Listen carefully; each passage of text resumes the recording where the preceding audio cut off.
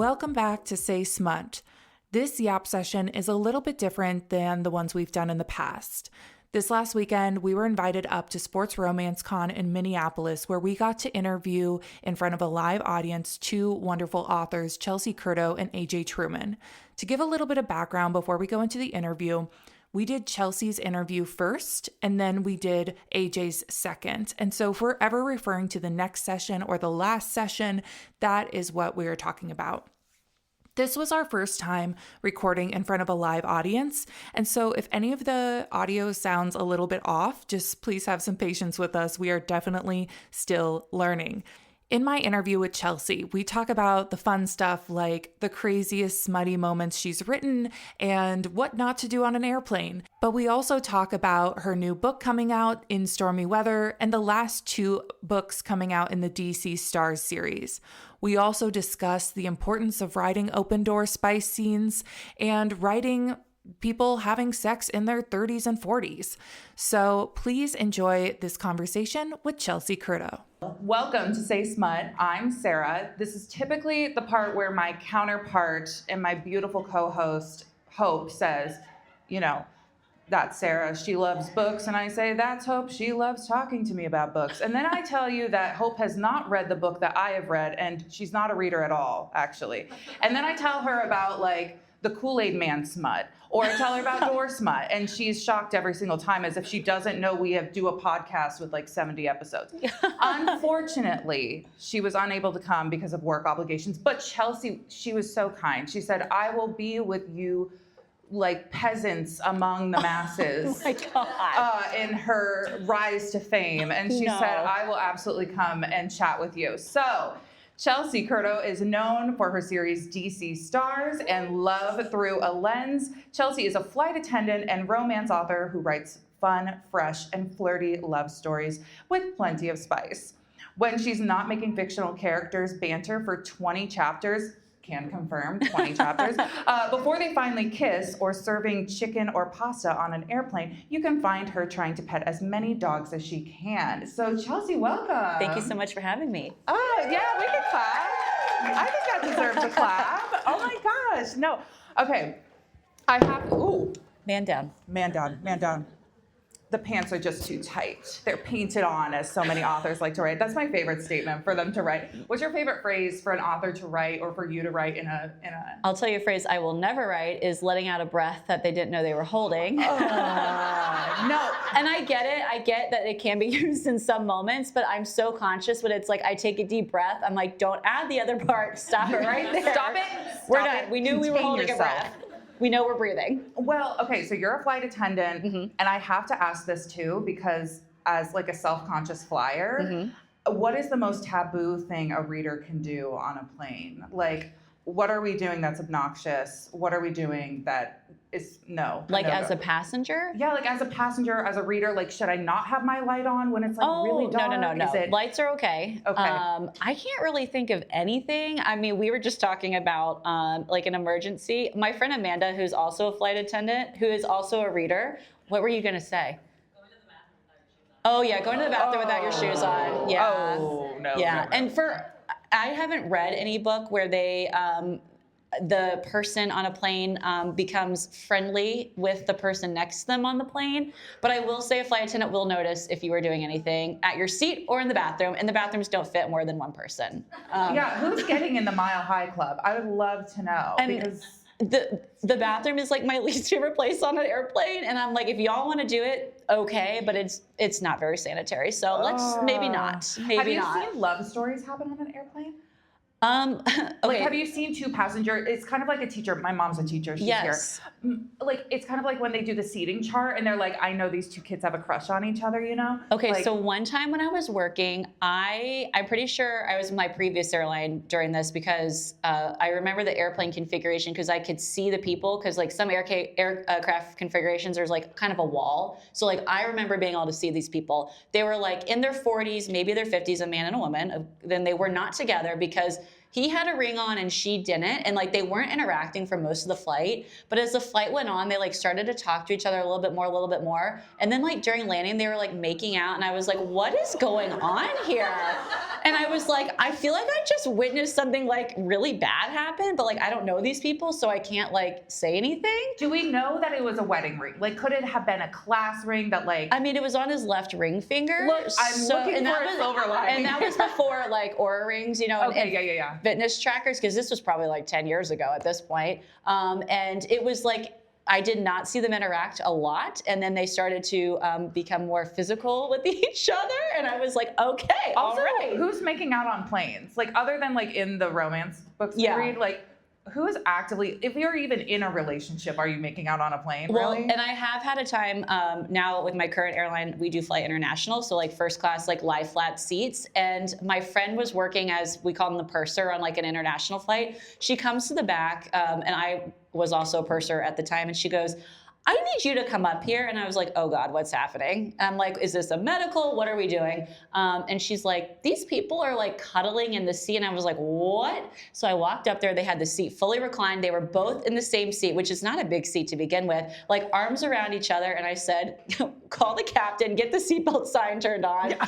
Because like, I'm like, this is not a hotel. Like, what are we doing? Like cuddling. And so we were like, oh, we're so sorry the seatbelt sign is now on. You do have to go back to your seat. He's like, well, she's afraid of flying. And I'm like, I'm sorry. Like, it was so bizarre. Like, they were like full on like PDA. And I'm like, probably not though. That's crazy. Probably not. Also, like, what a flex to be able to say, hey, Captain, can you turn on the seatbelt sign? I essentially think it's like Downton Abbey, like, low-key, like they are the upstairs, you know, the captains, and then like we are just like the downstairs. And so for you to like pick up that little phone and be like, hey, I need you to put the seatbelt sign on. We do like meet with them before we like do a flight, like, hey, like I'm Bob, whatever their names are, Bob and Jim, pretty typically. Mm-hmm.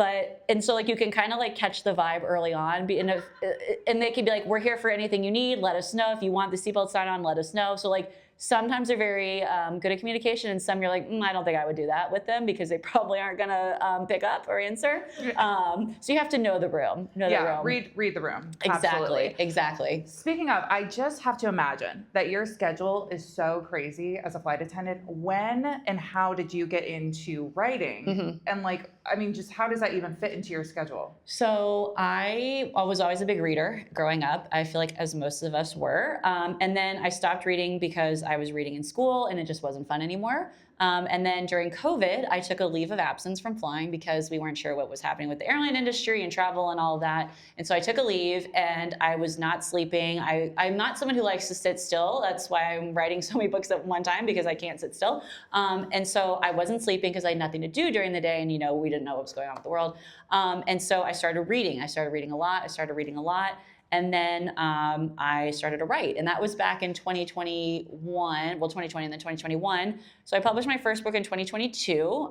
Face Off was not my first book. That people think that's my first book. And I'm like, that's number 8. I wrote 7 other ones before that. And so so I wrote for about a year and a half. And then, and I remember telling my boyfriend, I was like, oh, if I can make like an extra $100 a month, like that'd be really cool. Like, whatever. It was never my intent to like do this full time. And I started as a bookstagrammer. And I remember telling Amanda, I was like, I think I'm gonna start a bookstagram, because like I was reading and not flying. And then I did. I'm like, well, I'm probably gonna stop this after a month, and I didn't. And so published books, and then I kept publishing books, and everything has been something out of my dreams, to be honest, as far as how the books have been received and people reading them.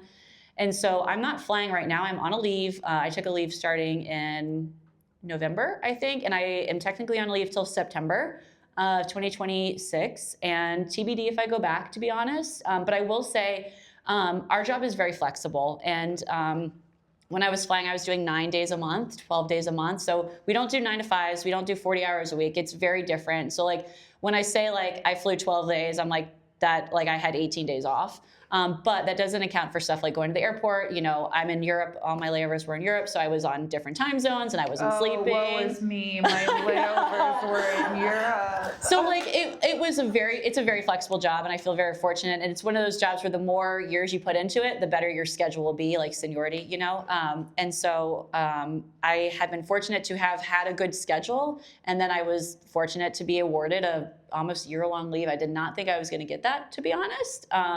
And so now I'm kind of like, well, do I go back? Do I not go back? And I've made every day I go back and forth, to be honest, because again, it is such a fun job. Like I have said before becoming an author, I was like, I'm never going to do anything else. This is what I'm going to do the rest of my life.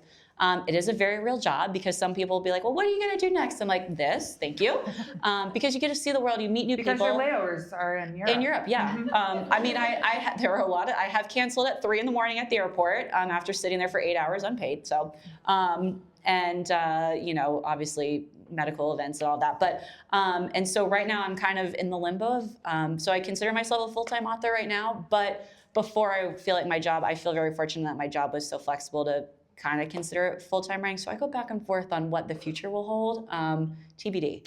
How are you pulling your inspiration for your books and like for your meet cutes and your scenes? Because like, you know, you hear about people, I mean, Denise Williams is a local Iowa author, and I heard her speak, and she was like, she works at Iowa State University. Okay, a little lore about me that no one asked for. I work full time, but I'm also a part-time professor, so I go up to Iowa State and commute between them. And she does the same thing. Yeah. And so we kind of have the same lifestyle. Yeah. What can I say? But she said that she wrote almost all of one of her books pretty much in traffic between the two cities. Yeah. Just on her phone, like voice text and stuff. And so she was like, yeah, I do the best thinking, you know, when I'm sitting in the car and when I'm really thinking through scenes. So where are you getting, is it when you're in, what's it called, the jump seat or whatever? You're sitting there and you're like, oh my gosh, I watched these two people make out. I have the best idea. So I have written a number of scenes. So we have this thing called crew rest on international flights. So like we do a service and then we like go down and take a nap for like an hour and a half and then we come back up and we like switch halfway through. But I've done a lot of writing in the bunk of crew rest. But to be honest, most of my inspiration comes while I'm running. I'm also a runner. And it's because my brain, I don't have to think about anything. And that's when things just start to come to me naturally. My brain never stops. My poor friends, I'm walking down the hall, I'm like, what about a romance novel? I said something last night, I don't even remember what it was, but it never stops, it just keeps going. But when I'm running, I will think of something, and then I don't carry my phone with me often. If I'm running somewhere I'm not familiar with, I'll carry it. Women's safety, if you've read Dashing All the Way, make sure you turn your location off on Strava. That's my plug for the night for women's safety while running. But if it's somewhere like a track, I'm at the track and I'm doing laps, I'll think of something like a line or like a scene, and I just keep repeating it to myself over and over and over and over again so I don't forget it. And like I'll get home and my boyfriend's like, how's your run? I'm like, nope, not yet. I need to write this down. Hold on, I gotta write this down. So a lot of it comes to me while I'm running. I don't really get a lot of inspiration like working on the job. And to be fair, I haven't worked in 5 months. So, but I don't know. I've always had a very like wild imagination, like ever since I was younger. Like I would play doctor and I'd be the receptionist and I'd have a full thing happening in front of me and I was by myself. Like I was great. No, you weren't. You had a whole reception in front of you. I was like, oh, Bob Smith. Yes, let me I don't know. And then my Barbies, like I played with Barbies. But no, so a lot of like current inspiration has come while running, and then just like I said, repeating everything to myself so I would not forget it. Well, yes. Well, one thing I loved about your books was because as I get older, I'm approaching 30. But as I get older, I don't need all of my main characters to be like 19, 20, 21. And you have like a wide range, right? Like Love Through a Lens, one of the characters is in her 30s and the male main character is in his 40s. Like, so why is it important to write those characters and have those scenes? Because like, I'm sorry, it was just as sexy as, I'm sorry, it was probably sexier than 20-year-olds, you know, getting it on. Yeah. Well, I will say it's funny because I'm currently writing like a college book, but I'm also like, I can't make them sound too old because they are 19, but I'm 35, so I'm kind of very far removed from 1920, and I wasn't very exciting as a 19 and 20-year-old. I just was like, I went to school, and I was a rower, and that was my life. I didn't do a lot of fun things. But I don't know, I feel like we need more of that representation in romance novels, and like, I'm 7 years younger than my boyfriend, so like we have 35, 43. Age gap. Grumpy Sunshine also. Yeah, we're a big grumpy. I'm the sunshine. He's the grump. No, haven't noticed. He's the grump. But so I don't know. I was like, we need more of that kind of representation in romance novels because like we exist too, you know? And then it's kind of like, I don't know, there's a different set of goals. You know, we're all at different places in our life than at like 19 and 20. And I'm like, I think of who I was dating when I was 20. I'm like, thank God I didn't end up with that person. I mean, props to the people who do. Everybody's imagining the one person they were not supposed to end up with now. And I do believe that like when you know, and if you meet someone young, that's amazing. But like, I know that I have changed so much as a person since then. And so I don't know. I mean, like I've been with my other half for 10 years. And so like, we've kind of gone through like the mid 20s to mid 30s. Thing, and I joke that now he's 40, and he's like, well, you're getting closer to 40 now. I'm like, cool, yeah, that's true. But I don't know, we need more of that representation in romance novels, and there's like nothing wrong with being like 35 and trying to find love, you know? I do tell him all the time, I'm like, please don't leave me. Because like you hear these like dating app stories and like everything like that, and like I have a couple of friends who are single, and I'm just like, oh my God, what is happening out there? We're in the trenches out here. I did meet mine on Tinder. I will say I met mine on Tinder, but again, it was 10 years ago, so. Yeah, Tinder was very different 10 years ago. Yeah. And I will also say, like, as far as the goals being different, and look, it's not to say that there aren't confident 21-year-old, 22-year-old who know how to talk about sex, who know how to talk about these things. And we all know that, like, romance books serve as a really great form of education for a lot of people, right? To be like, oh, I can talk about these things. But I'm sorry, in your 30s and 40s, you're going to know yourself better. You're going to know, you know, and again, the career elements of the storylines you have are like, you know, she's a really confident doctor and she wants to be confident in her career and not, you know, have these elements. I don't want to get off on the wrong foot with you. So I kind of saved this question. I buried this question. Okay. I kind of have a hot take. Okay, tell me. Which is that contemporary romance stories shouldn't go past like 375 in the page range. Ooh. And you have a lot of long books. So have you ever struggled with like editing some of them? No. Or like, you're like, no, you know what? I'll tell you, That's the hill I'll die on. I'll tell you where I struggle. I struggle to write short books. Okay. My novellas are 40,000 words, and I think they're like technically supposed to be like 25, 30,000. I'm like, well, I write 120,000, so technically it is a novella. So here's the thing, for me, and I feel like I've written enough books where like people know what they're getting into, like they know they're getting into a chunky book with me. But as a reader, I have picked up books that are 350 pages and I finish it and I said, there's no way these two stay together because I don't believe it on the page. For me as a reader and as an author, I love writing those little moments. And it might seem like mundane in the moment, but like, so in Slapshot, she's a single mom and he is, they live together. But I'm like, she has a daughter who is deaf and like, she was left by the child's dad. So like, she's not gonna fall in love with him right away. And like, she needs to learn to trust him. She needs to know that he's a safe space. And like, for me, I'm like, that's through like the little moments, like going to get ice cream and things like that. And so my book that's coming out in July, In Stormy Weather, I think it was like at 90,000 and I said, we need more. I'm sorry. You know what? Not enough. More Not cowbell. enough. And I think it came in at like 110. So Face Off is actually the shortest in the DC Stars at 116,000. Grant's book will be the longest. I'm sorry. But I also... No, don't say sorry. It doesn't sound like you need to. But it's one of the... 200,000. No, I'm just kidding. But it's one of those things where like, read it if you want to read it. Don't read it if you don't want to read it. But like I am like trying to like put more in the book for like people to believe it. There are some authors who I think write shorter books so well. But like for me, I'm like, I spend so much time with the characters. I'm like, I need to like buy into them. And that's through those little moments. And like Hat Trick, he loses a limb. And I'm like, this can't be a short story. Like you got to go through like the grief and the recovery and like all that stuff. And so like the books that I have written that are shorter, so In the Dark, my two novellas, and like my earlier books, I love them. I'm happy with them, but like I just love to yap, and I'm like I'm just gonna keep writing all these scenes. And we are grateful for it. But I agree. Like I do think that.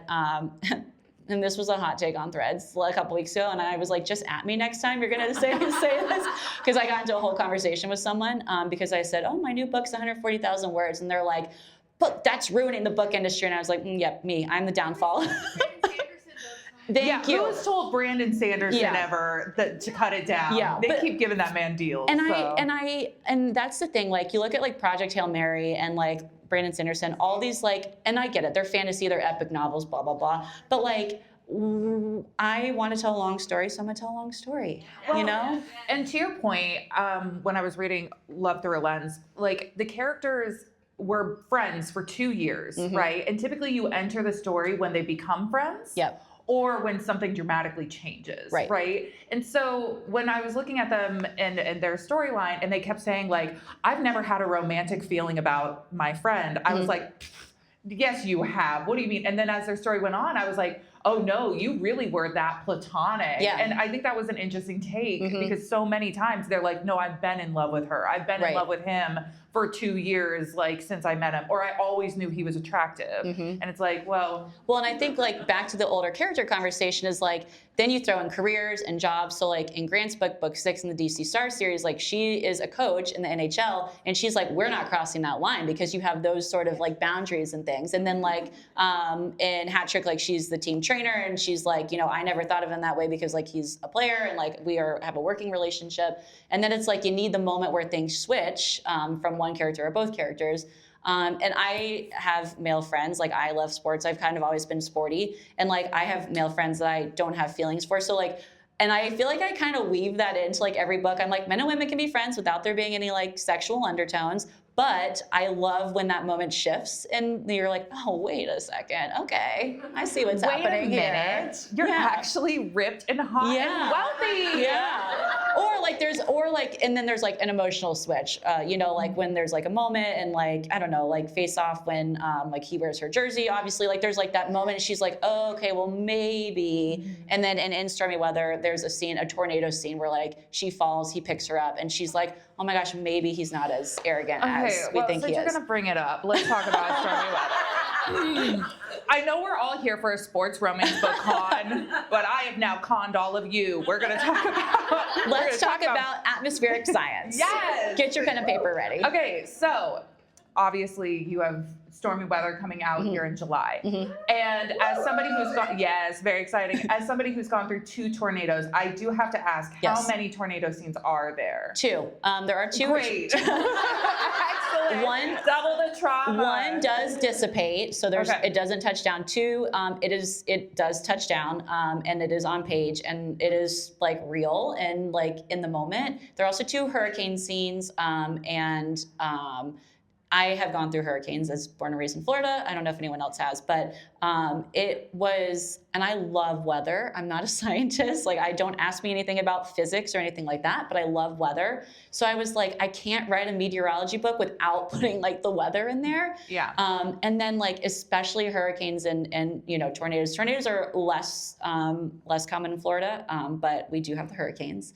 And then there's like conversations about like, you know, with, and I was telling my friends, I was like, I made a couple, like, I feel like if you've read my books, you kind of know the person I am, what I stand for, my beliefs, all of that. But I did a couple little digs in there with In Stormy Weather about government agencies being understaffed and needing more like women in those positions and that sort of thing. So really subtle, I'm sure. Very subtle. I was the goddamn government agencies can't do their jobs correctly. But just stuff like that. And like I was like, we need that on page because again, I think that ties into the romance because like in the tornado, like if they were just sitting across from each other at a restaurant, I don't think there would be that like switch in her mind. But like in that scene particularly, like there's, you know, action and chaos and like, oh my God, are we gonna die? Because that is what happens in tornadoes. And so like there's a moment when like he helps her and she's like, oh my gosh, like he's not that. I mean, she never thought he was evil, but just, you know, like a switch flips in that moment.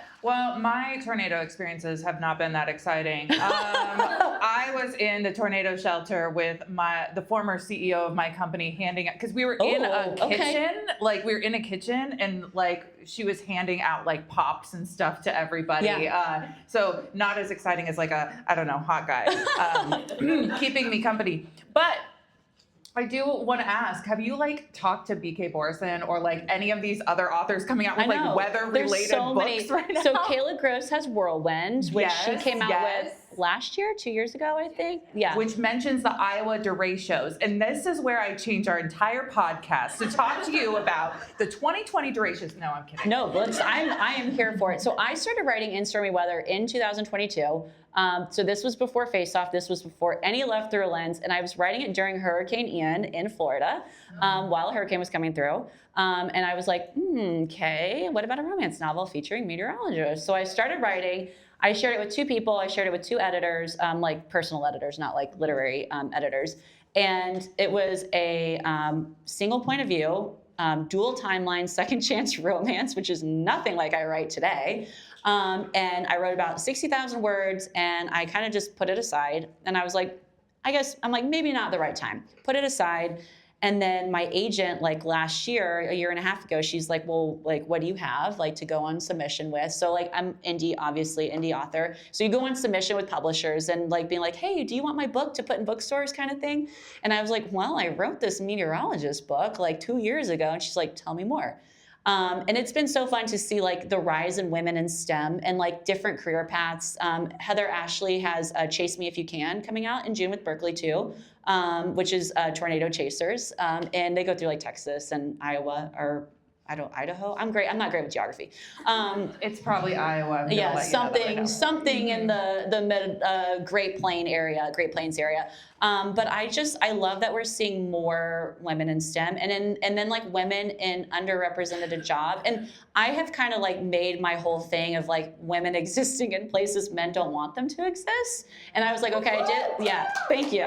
I'm like, I did this in sports, and I'm like, well, the meteorology, like it's a predominantly white male field. Less than 20% of women are less than 20% of meteorologists are women. And it's getting better. And, but I was like, yeah, and we're going to do it. So that one is meteorology. So there's no more science, I promise. So this is the only sciencey one. But it's been so fun for now. But it's been so fun to see, so many authors coming out with books, and it's like the year of storm chasers. And I know, like I said, Kayla Gross has Whirlwind from, I think, last year, the year before. And I think Nellie Wilson has Storm Warning, I want to say is the correct title as well, a novella with Tornado Chasers, I think, from last year, 2 years ago, too. So lots of, and then someone in a Facebook page asked about, they're like, does anyone have tornado books? And someone else mentioned a book by like A. Winchester. I'm not familiar with that book, but this is above my pay grade. Yeah, I don't know. Apparently. It's above my pay grade too. And I was like, I've never heard of that one. I don't know if it's like Regency or I don't know, but I'm going to investigate. Honest. We all went and saw Twisters. We Yes. know Glenn Powell was in Twisters. Yes. Our lovely Superman was in. You know why? You know why they didn't kiss? Because what's his face, who's like the big director, Spielberg was like, you know what you should do? Cut the scene where they kiss. So they did that. And guess what? I do have a line in Stormy Weather that says they should have kissed in Twisters. And she's like, they should have done a lot more than kiss. Yeah. So, and there's also a Helen Hunt reference to the original Twister. And then there is a Glenn Powell reference to, he doesn't do it for you. And he's like, I'm more of a Helen Hunt guy. And then, so. That's incredible reference. Yeah. So while we're talking about non-sports books at, the sports con, I want to know what other topics are you going to hit? Or when it comes to sports books, you've done hockey, you've done football. Like, where are you going next? Are we going to go lacrosse? Are we doing cross country? Are we doing pickleball? So I will say, so the DC Stars does end this year. I know we're all very sad about it. I'm sad about it too. But you had like seven books in this thing? Yep. Okay. So next year, I will say the final 2 books are coming out this year. And that will be it for the sports romances for the year. There will be 2 more books this year. So, outside of that, there will be a new hockey series next year, NHL. Featuring a female goalie. They play for rival LA teams, and they're brother's best friend, and they hate each other. It's like the first book I've written where they act like they both don't like each other, so that's really fun. I am doing a college hockey series too, where she's also a college hockey player. And then an ECHL, so that's like the bottom tier of the professional sports hockey. But I'm also writing NBA, and I am an NBA. I love basketball. Beautiful. I grew up with basketball. Orlando. I don't know if anyone's from Orlando, but I grew up in Orlando. We had season tickets, so NBA. Let's see, what else am I working on? I'm also writing the second book in the In Stormy Weather series, and I don't know if I can talk about it yet, but it's an element and it's fire. If you've read it, hint, hint, nudge, nudge, who it's going to be. And then what else? I'm literally working on like 10 things right now, but it's because I write better I work better when I'm not focusing on just one thing, because I don't like to put pressure on myself. So like by writing like 500 words on a couple different things, I'm able to keep it A, fun, and B, I'm not like stressed out. I'm not like, I have to write 5,000 words. No, I just have to do 500 words, you know? I have to do 500 words in 5 different books, and I have all these releases, but I'm not stressed out. I have layovers in Europe. But no, so I am writing a lot, and so next year will be new sports. I'm working on another like just rom-com kind of series that will be 3 books. And then what am I else? Paranormal I'm working on. Yeah. Wait, okay. And we gotta elaborate on that a NBA, little bit. I already said NBA, right? Yeah. And I am sleeping. Oh, I am doing Christmas book and Cowboys. I'm writing Cowboys too. I will. So if you've read Face Off, maybe it's not Face Off. There's another mention in one of the DC Stars books about Emmy having a distant cousin in Colorado. So we're going to go out to Colorado and go visit. I love when they thread them all together. You're like, this is like the Chelsea universe, right? And so the DC Stars is the Love Through a Lens series was supposed to be 1 book. It was supposed to be camera chemistry. And then I wrote book 2. And then everyone's like, well, what about the kicker? I'm like, okay, I guess I'll write book 3. And then I was like, well, I guess I got to write the friend. So that was book 4. So we can peer pressure you and bully you into more books. What I'm but the hearing. DC Stars is the first series that I knew going in was going to be a series.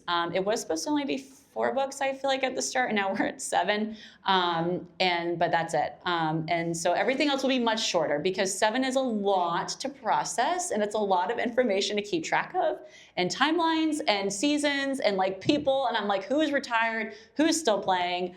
And I'm like, I've had to write this scene 4 different times from 4 different points of view. But so there will be no more 7-book series. We'll go to like 3 or 4. So I want to switch gears, because you've touched on it a couple times, like the whole concept around tropes, right? And after I give you the light and fluffy question of like, what's your favorite trope? I'm also going to ask you, like, there's so much tropification, if that can be a word, like in writing books now. You know, there are readers who are accusing, authors, like, you're going into this book wanting to write these tropes instead of letting them naturally happen. So first I'm going to ask you what your favorite trope to write is. And then could you kind of explain, how you write those tropes into your book? Do you think about those things going into the book? Yeah. Or?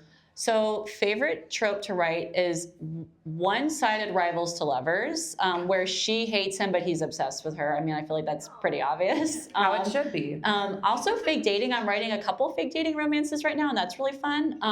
So as far as the tropes go, when I started writing, I was like, enemies to lovers is really popular, like Grumpy Sunshine is really popular. So I was writing books to the tropes, but as I've progressed as an author, I'm not gonna lie, I don't even think about tropes. I just kind of write the book I want to write. And like when I'm like thinking about marketing, like hat trick, my PA is like, okay, well, what are we putting on this graphic? I'm like, I don't even know what the tropes are. I'm like, I guess workplace romance, but like not really. But I've stopped like thinking about like, oh, this book has to have this. And I've started to just write the story in my head. And I will say, I think as an author, it's only made me better, because I'm not like trying to bend a story to fit a mold. I'm like, they're just kind of happening naturally. But that's not how I always was. And I feel like I'm really proud of that I've kind of like shifted. Now, some books I'm like, okay, this would be a good like brother's best friend, like because of, whatever. But I don't like have a list when I sit down. I'm like, okay, I have to write it with these tropes. It's kind of just how it comes to me. Which, like, obviously some of that is planning wise. Like, yes.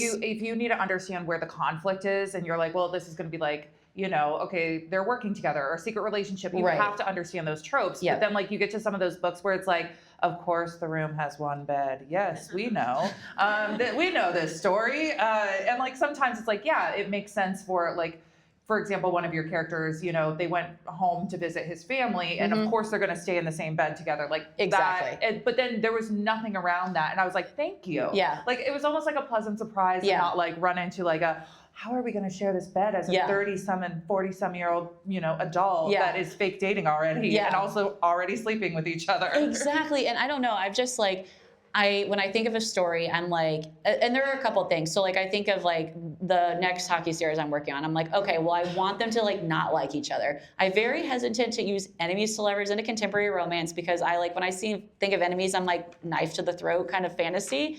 And I think it's very hard to do it in a contemporary romance without treading to like miscommunication or anything like that. That is my hot take, is I don't think, I have a hard time labeling. I'm going to co-sign this because I think there's a difference between enemies to lovers, loathe to love, and like rivals to lovers. Yeah, and rivals to lovers, There's a concept of like an end goal, and like, are we pitting against like moral indifferences versus like, do I just not like you? Yeah. Do you just irritate me? Exactly. And that I feel like is my hot take, is I feel like enemies, when I think of enemies, I'm like, I hate you. Like, I want to like get rid of you kind of thing. And I'm like, maybe in a dark romance, but like a rom-com kind of treads the line a little bit there. But like, so I'll think of like, you know, okay, we know this is going to be there. They hate each other. And I'm like, knowing that. And I'm like, and like kind of weave the story around it. But like, I've stopped being like, okay, we need these 6 things in this book to like get a check mark. There's none of that anymore. Yeah.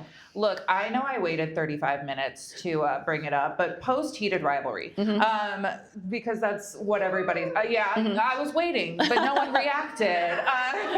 No, all of those heated rivalry people are next door at the trivia.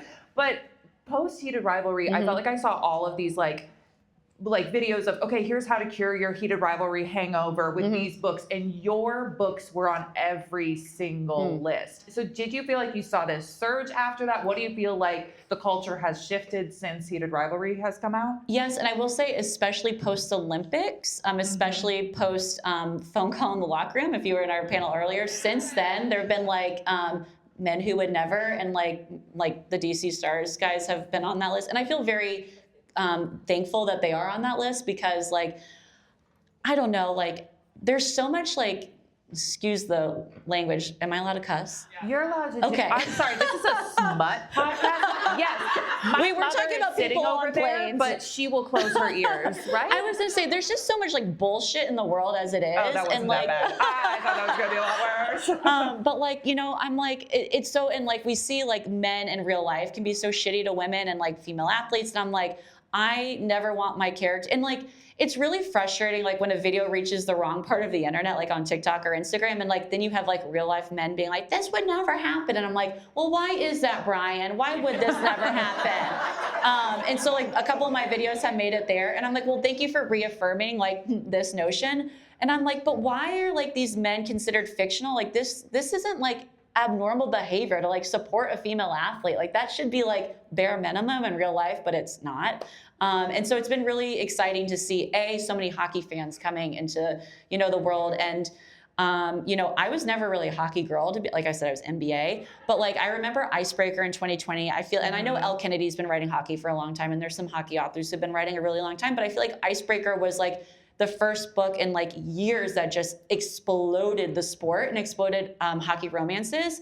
And it's been really exciting to see people come in from however they get here, whether it's Icebreaker, whether, like I said on the panel, like Taylor Swift being a Chiefs fan, and like now we're watching football, and like heated rivalry, and like all that stuff. And like, it's been so exciting to see this growth and like how people got here, and then like the enthusiasm for not only fictional, you know, sports, but real sports too.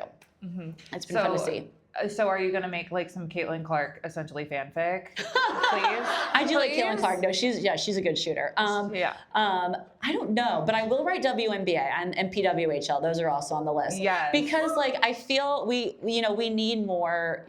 There's plenty of, you know, male athlete and then like female fan. I'm like, we are living in 2026.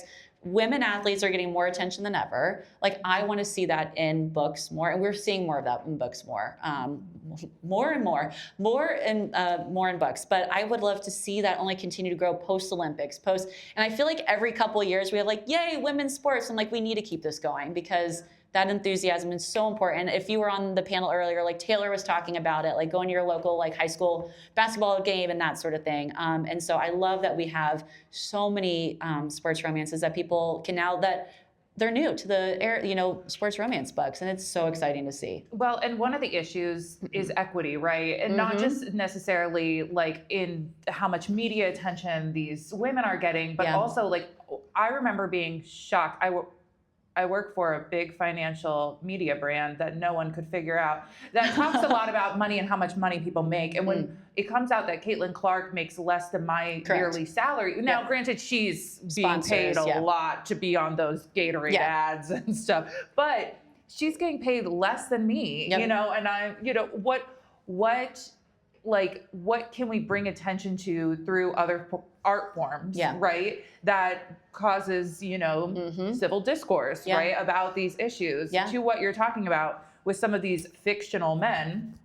Sure, Brian, it's not every man, but we have to assume it's every man to go through our day-to-day lives, right? So it is kind of interesting. So what do you think is kind of another hot topic issue that you would like to bring into a book, whatever that is, that you want to kind of call attention to? Now that you've talked about like the meteorology of it, you know, you talked about the female athletes in different sports. What's the next one? I don't know, to be honest. Definitely still more female athletes. Like that's been really fun. And like, people don't like the WNBA players get paid like $70,000 a year, and like you got NBA guys out there who are making like $300 million, and there's a whole conversation about and you know demand and tickets and all that. And we're not going to get into that, but I just want to see more female athletes, and I'm trying to think of like what other areas can I dip my toe in. I'm not sure yet. Explore your feminine rage, and report back to us, because that's really what I'm curious about. What can I take down next? But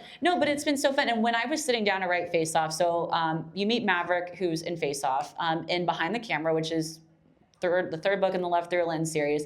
And when I was writing him on that book, I'm like, oh, great, he's in his own book. Great, cool. But I was like, who am I going to pair him with?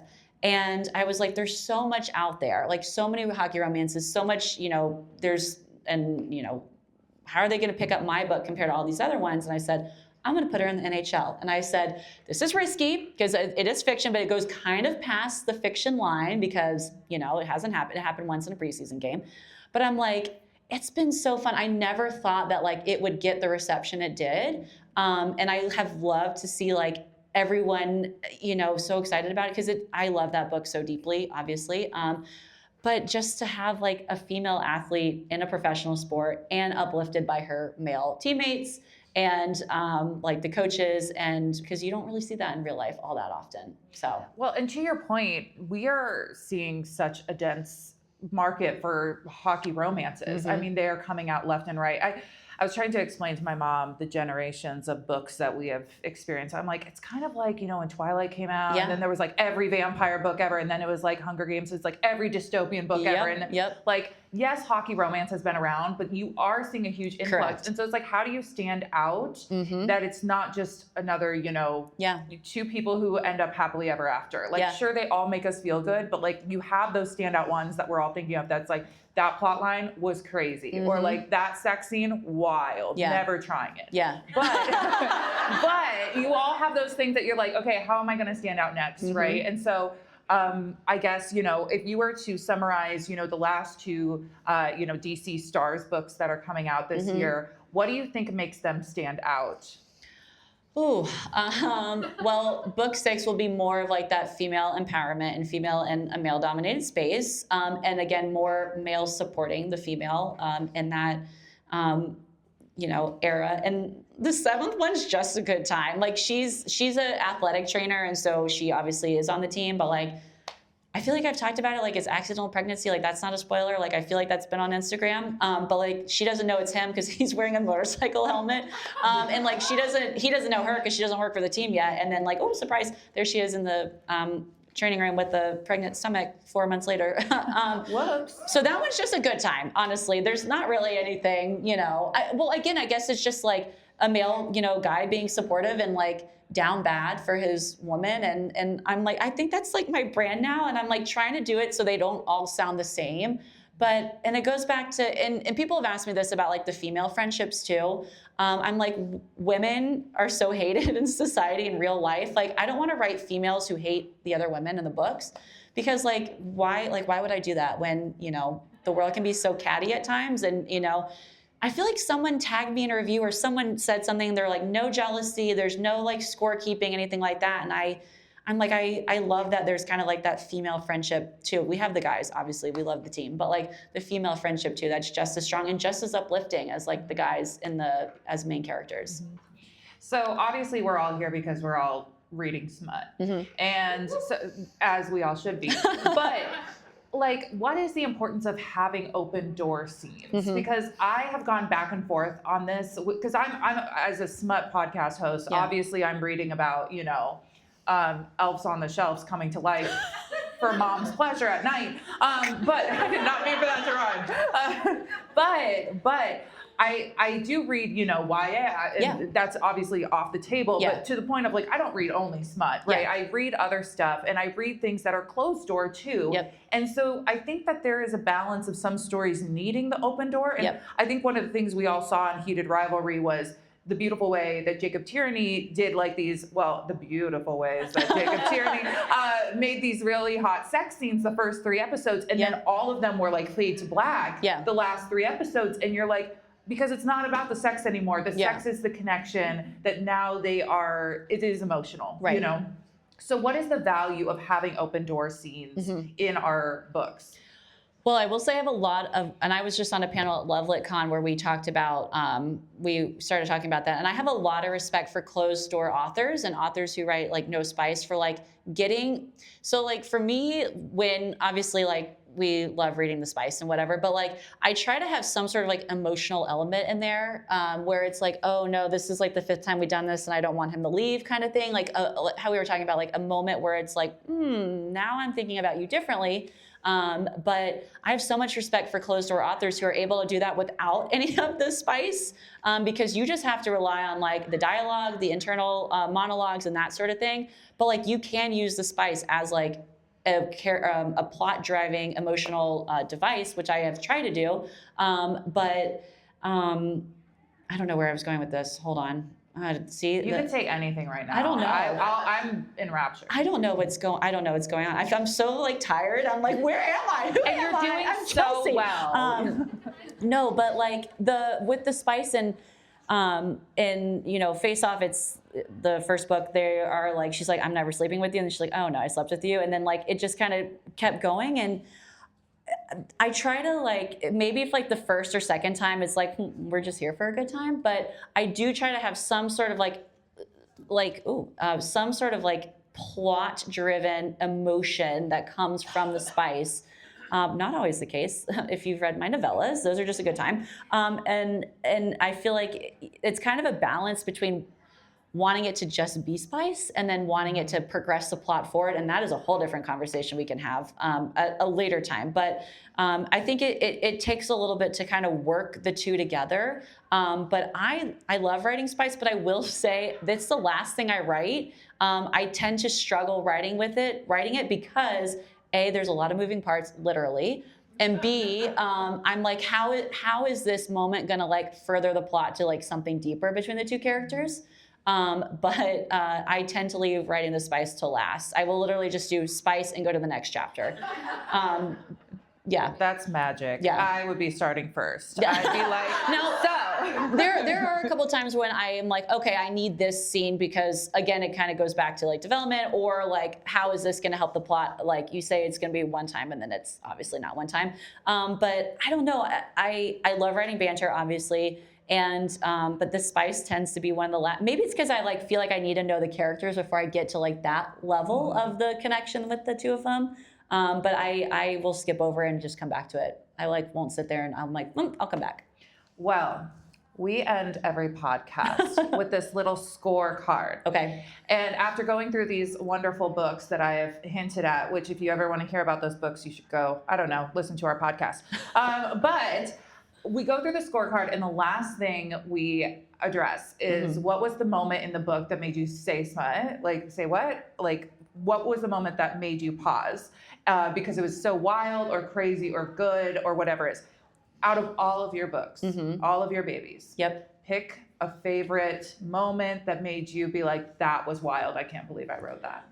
And Hat Trick, when she makes him crawl to her. And then she's like, oh, I forgot about your prosthetic. And he's like, it's fine. We're just doing it. That's fine. My mom has a prosthetic leg. And like, when I was telling her I was going to write this book, she's like, don't mention me in the book. I'm like, I'm not going to mention you, Mom. But I do write about it in the author's note, and I was like very vague. And like, if someone asks, she'll tell you. And now you're announcing it here. Everyone.